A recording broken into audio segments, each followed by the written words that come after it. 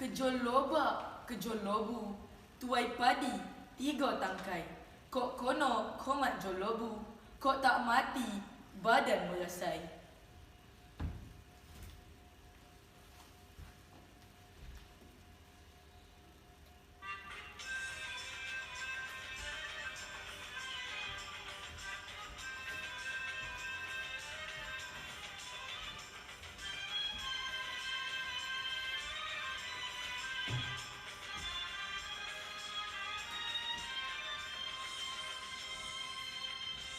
Luwak jolobu, luwak berundang, sejarahnya misteri, sukar dibongkar bila dikaji dengan teliti. Jelebu tamadun agung, luwak jolobu, luwak nan 9, terkenal ia di dunia, negeri kaya dengan budaya makmur dan sentosa.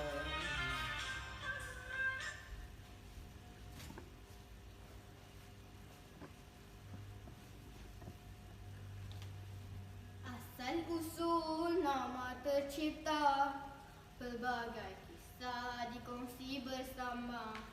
Cerita lisan, cerita rakyat, untuk disimpan, untuk diingat. Inilah kisah asalnya usul, mendapat nama terpakai ia. Salam sejahtera Pak Tika. Oh, apakah yang Pak Tika sedang kerjakan? Kita menanam labu biar berhasil dan dapat dirasa bersama semua. Selang beberapa bulan, labu Pak Tika tumbuh subur hingga ke hulu Kelawang. Wah, subur sekali labunya sampai ke hulu Kelawang. Jadi, kawasan ini kita gelarkan ia Jalan Labu. Lama-kelamaan, jalan labu bertukar menjadi jelebu. Ketika moyang salih menjadi undang, jelebu bertukar menjadi sebuah luak yang merdeka. Maka terputuslah perhubungan antara Johor dan jelebu. Sejarahnya begini.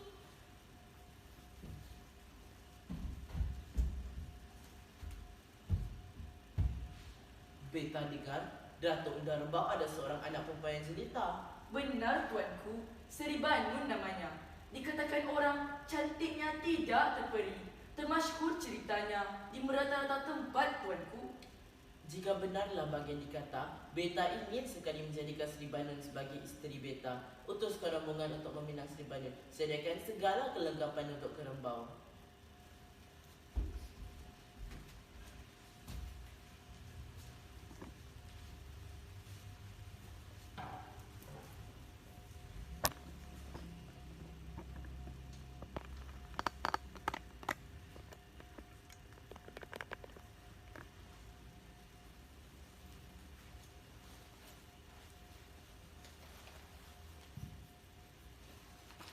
Apa hajat kalian kembali?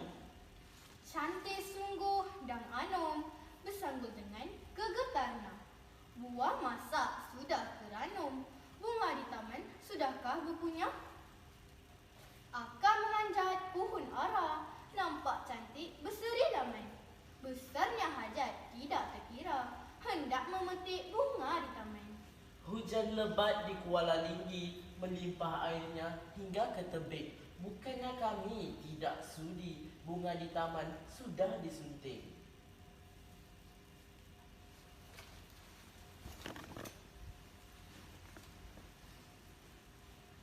Kembali dari Rembau, utusan Sultan Johor mengkabarkan berita duka cita kepada Sultan.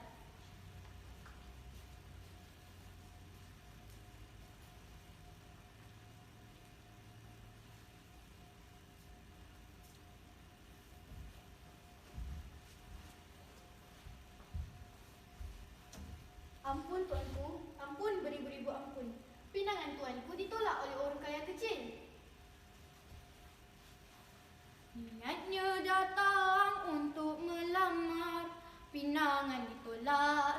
rasa beram, mengundang murka seorang raja, terasa marah penuh berdendam. Berani sungguh orang kaya menolak pendengar beta. Utus kau orang kaya kecil untuk menghadap beta. Menjunjung titah, tuanku.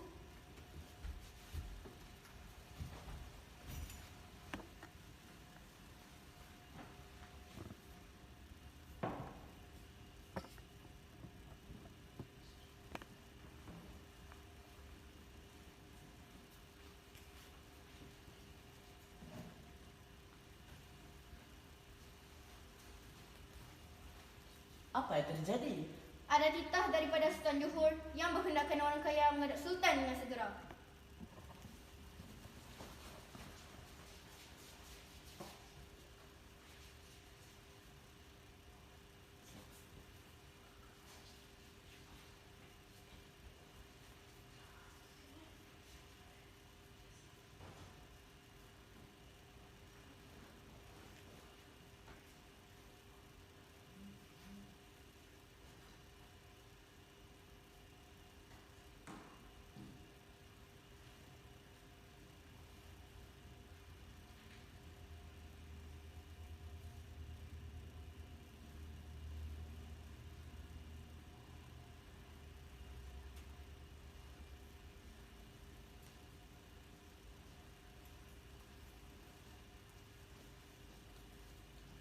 Ahmad,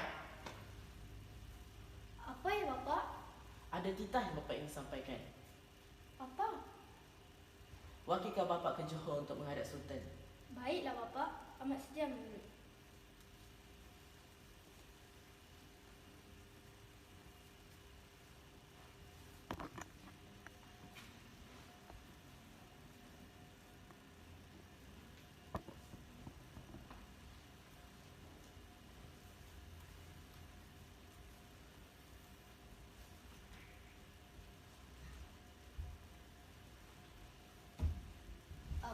Ampun, tuanku.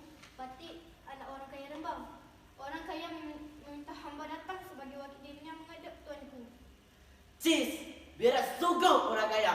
Beta cinta kau untuk udara menghadap beta. Mengapa kamu yang kemari? Jawapan si Ahmad menjadikan Baginda semakin marah. Baginda menganggapkan dirinya dipandang rendah oleh penghulu Rembang. Tambahan pula, tiada siapa yang berani menolak kemahuan Baginda. Mengapa udara menolak pendengar beta? Wahai tuanku, Seri Banun telah bertunang. Adat melarang kita merampas tunang orang. Agama kita pun tidak benarkan. Beta tidak peduli. Beta yang berkuasa di sini. Mengapa kamu pula memberi titah kepada beta? Tuanku tidak boleh berbuat sesuka hati. Hidup kita dilindungi adat dan hukum agama. Diam! Tutup mulut kamu. Beta yang berkuasa di sini. Hamba akan terus bercakap walaupun pahit tuanku mendengarnya. Hulu bala ke sana. Datuk tangkap benda itu. Datuk Bendahara, Tuanku, apakah hukuman kepada rakyat yang menghina beta di khalayak ramai? ampun tuanku. Mengikut adat yang dipakai, sesiapa yang menghina sultan akan dipancung lehernya.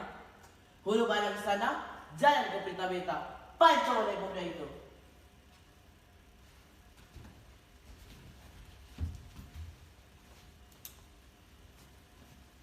Berita pembunuhan si Ahmad menggemparkan seluruh luak Rembang dan luak-luak yang lain.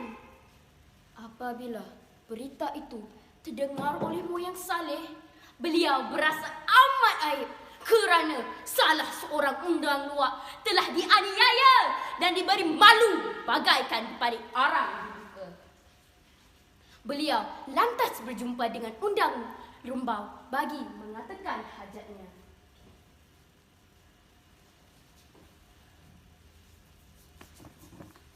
Orang kaya, benarkah si Ahmad telah dibunuh oleh sultan? Itu hanya berita palsu kan? Ya benar, Ahmad sudah tiada. Kejam sungguh sultan. Mentang-mentang mempunyai kuasa, Baginda boleh berbuat suka hati. Jangan risau orang kaya, aku akan menuntut bela untukmu. Terima Hutang darah dibayar darah. Terima kasih, Datuk.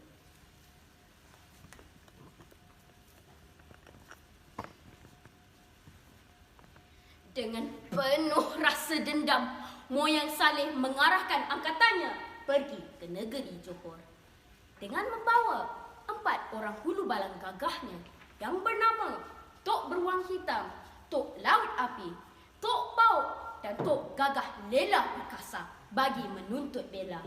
Cincang mampas, bunuh beri balas. Akhirnya Moyang Saleh dan angkatannya pun sampai di Johor Lama. Namun, ketibaan mereka itu tidak diperkenankan oleh Sultan Johor.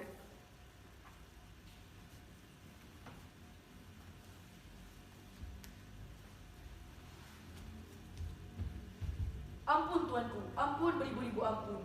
Ada tetamu di luar ingin bertemu dengan tuanku. Siapa yang ingin bertemu dengan beta? Moyang Saleh dan orang-orangnya tuanku. Apa hajatkan mereka kemari?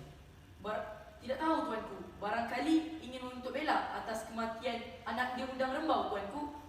Beta tidak mau bertemu dengan mereka.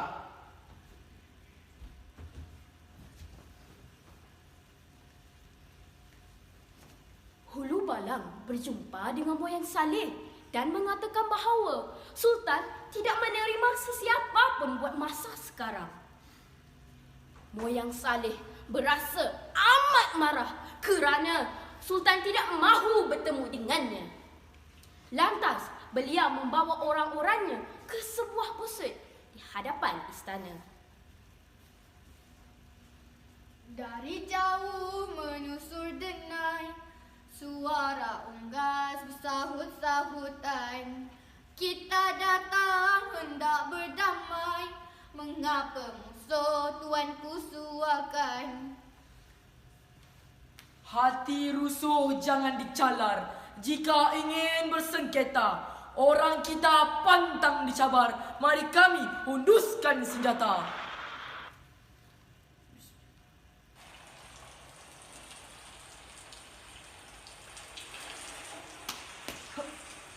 Ha, ha, ha.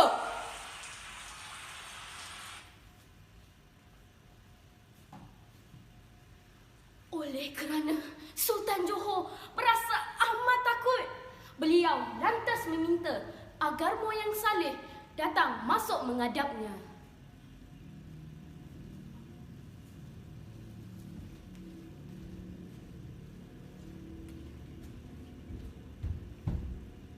Apa hajat kalian kemari? Hamba berhajat menuntut merdeka supaya Jelebu tidak lagi berada di bawah naungan Johor. Jika itu yang dihajati, beta perkenankan.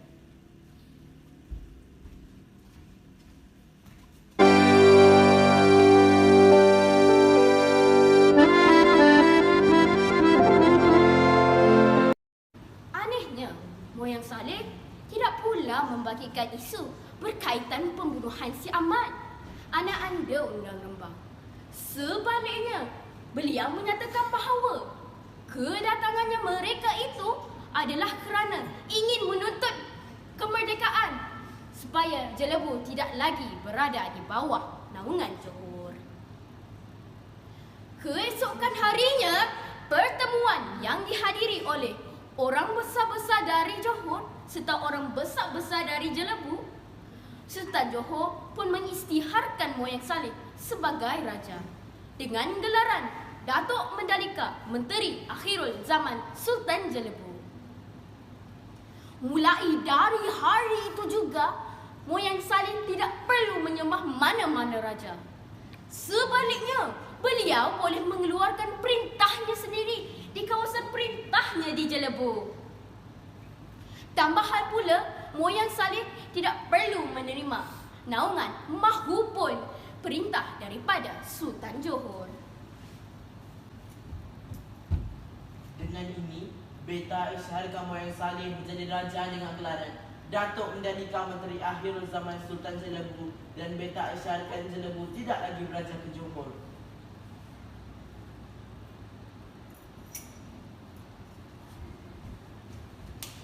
Setelah selesai segala urusan di negeri Johor, Moyang Saleh dan angkatannya pun pulang ke Jelebu. Sejak itu, Jelebu tidak lagi beraja ke Johor.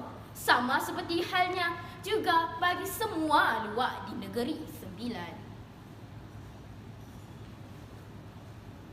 Hapuslah sudah hubungan kita, kita bebas dan merdeka.